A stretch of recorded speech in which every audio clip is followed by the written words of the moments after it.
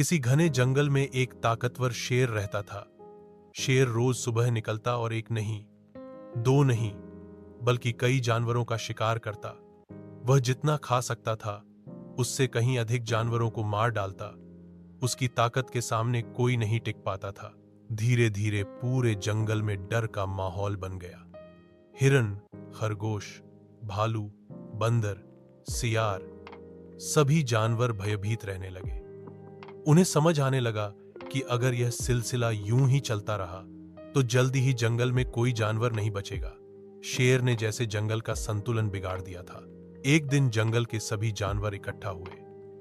उन्होंने एक सभा बुलाई जिसमें हर जानवर ने अपने डर और चिंता को साझा किया। चर्चा के बाद एक सुझाव आया कि अगर शेर को रोका न गया तो सभी जानवर समाप्त हो जाएंगे। किसी ने सुझाव दिया कि क्यों न शेर के पास जाकर विनती की जाए। काफी सोच विचार के बाद सब इस पर सहमत हो गए। अगले दिन जानवरों का एक दल शेर के पास पहुंचा। शेर उन्हें एक साथ आता देख चौंक गया और गर्ज कर पूछा, क्या बात है, तुम सब यहां क्यों आए हो? दल के नेता ने विनम्रता से उत्तर दिया, महाराज, हम आपकी प्रजा हैं, आप हमारे राजा हैं, हम आपसे प्रार्थना करने आए हैं। जब आप शिकार पर निकलते हैं तो कई जानवरों को मार डालते हैं जिन्हें आप खा भी नहीं पाते। इस कारण हमारी संख्या कम होती जा रही है। अगर ऐसा ही चलता रहा तो एक दिन जंगल में कोई जानवर नहीं बचेगा और एक राजा बिना प्रजा के क्या राजा। शेर कुछ सोच में पड़ गया। जानवरों की बात में तर्क था। फिर जानवरों ने प्रस्ताव रखा, महाराज, यदि आप चाहें तो रोज एक जानवर खुद आपके भोजन के लिए भेज दिया जाएगा। आपको शिकार पर नहीं निकलना होगा और हम भी कुछ हद तक सुरक्षित रहेंगे। शेर ने थोड़ी देर सोचा, फिर गरज कर कहा, ठीक है, लेकिन एक शर्त है। अगर किसी दिन मेरा भोजन नहीं पहुंचा तो मैं उस दिन जितने चाहूं उतने जानवर मार डालूंगा। जानवरों के पास कोई चारा नहीं था, इसलिए उन्होंने यह शर्त मान ली।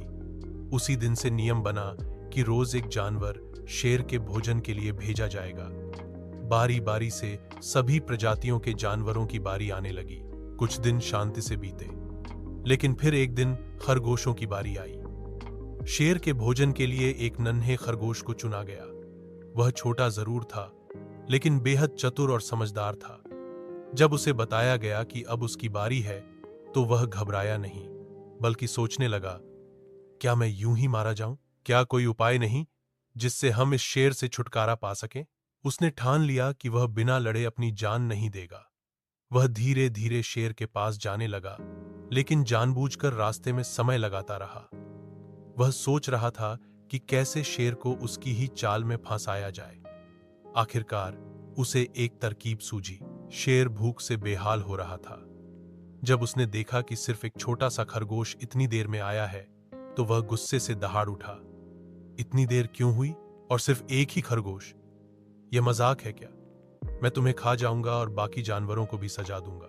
खरगोश ने डरने का अभिनय करते हुए आदरपूर्वक कहा, महाराज, कृपया मुझे पूरा सच कहने दें। हम कुल 6 खरगोश आपके भोजन के लिए आ रहे थे, लेकिन रास्ते में हमें एक और शेर मिल गया। उसने हमें रोका और 5 खरगोशों को खा लिया। शेर चौंका, क्या कहा? दूसरा शेर? इस जंगल में? यह कैसे हो सकता है? वह कौन है? कहां है? खरगोश बोला, महाराज, वह बहुत बड़ा और घमंडी शेर है। उसने कहा कि वह इस जंगल का असली राजा है और कोई दूसरा उसके सामने टिक नहीं सकता। मैंने उसे बताया कि हमारे राजा आप हैं, लेकिन वह हंस पड़ा और बोला कि अगर तुम्हारा राजा मुझसे भिड़ सकता है तो उसे मेरे पास भेजो। यह सुनते ही शेर की आंखों में आग सी जल उठी। उसने दहाड़ते हुए कहा, मुझे अभी ले चलो उसके पास, मैं उसे दिखाता हूं कि असली राजा कौन है। खरगोश शेर को जंगल के उस हिस्से में ले गया जहां एक गहरा कुआं था। वहां पहुंचकर उसने कहा, महाराज, वह गुफा में छिप गया है, वह यहीं रहता है। जब उसने आपको आते देखा तो डर के मारे गुफा में घुस गया। अगर आप अंदर झांकें तो शायद आपको दिख जाए। शेर कुएं के पास गया और झांक कर देखा। पानी में उसे अपनी ही परछाई दिखी। जैसे ही उसने दहाड़ा, उसकी दहाड़ की गूंज कुएं से लौटकर आई।